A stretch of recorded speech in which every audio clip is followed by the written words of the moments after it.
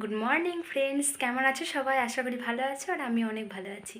তো দেখো, একটা ভিডিও নিয়ে চলে এসেছি তোমাদের সাথে।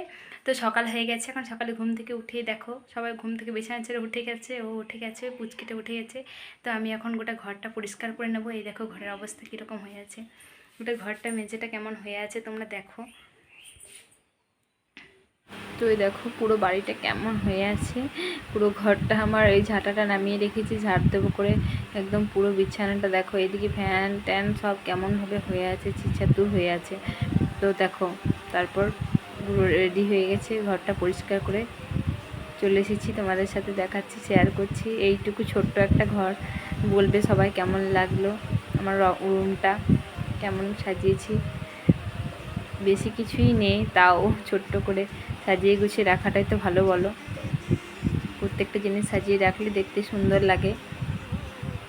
এই দেখো এখানে প্রজাপতিগুলো লাগিয়েছি, প্রজাপতিগুলো ছেড়ে যাচ্ছে, কি জানি কেন, আঠাটা মনে হয় ভালো না, তো আবার চিট লাগিয়ে যাচ্ছি। ওই দেখো আমার